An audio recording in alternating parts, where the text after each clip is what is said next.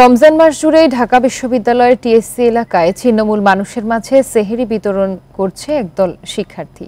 এই উদ্যোগে প্রতিদিনই ক্ষুধা মিটছে ১.৫ শতাধিক ছিন্নমূল অনাহারী মানুষের। দুস্থ ও অসহায় মানুষের মাঝে সেহরি বিতরণ করে খুশি স্বেচ্ছাসেবকেরাও। বৃহস্পতিবার রাত ৩:৩০ ঢাকা বিশ্ববিদ্যালয়ের মেট্রো স্টেশনের নিচে সেহরির অপেক্ষায় রিকশাচালক মতি মিয়া। বিনামূল্যে শিক্ষার্থীদের দেয়া উন্মুক্ত সেহরিখানায় খেতে এসেছেন তিনি। আমরা রাতে পথ চলি, আমাদের সুবিধা হয়।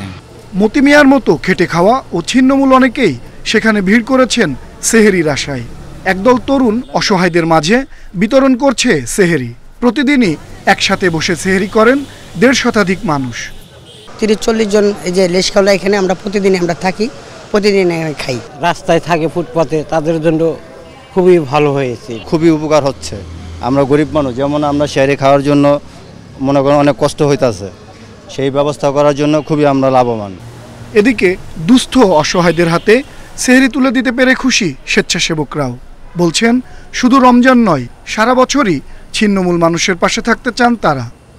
যারা ছিন্নমূল আছেন তাদের জন্যই আমাদের এই উদ্যোগটা নেওয়া, যাতে তারা দুমুঠো খেয়ে সেহরিতে তারা রোজা রাখতে পারে। এটাই হচ্ছে আমাদের মেইন উদ্দেশ্য। রাস্তায় কিছু পথচারী থাকেন যারা কোথায় সেহরি করবেন বা কোথায় ইফতারি করবেন এই ধরনের নিশ্চয়তা থাকে না। এই জন্যই আসলে আমাদের এই উন্মুক্ত সেহরিখানার আয়োজন। যার যে খাবার সাজানো থাকে রাস্তার পাশে, যার যার প্রয়োজন শেষে বসে খেয়ে নিতে পারে। খোলা আকাশের নিচে বসবাস করা ও অসহায়দের সাহায্যে সমাজের বিত্তবানদের এগিয়ে আসার আহ্বান জানিয়েছেন তরুণরা। আনোয়ার সাদাত নূর, ইন্ডিপেন্ডেন্ট নিউজ, ঢাকা।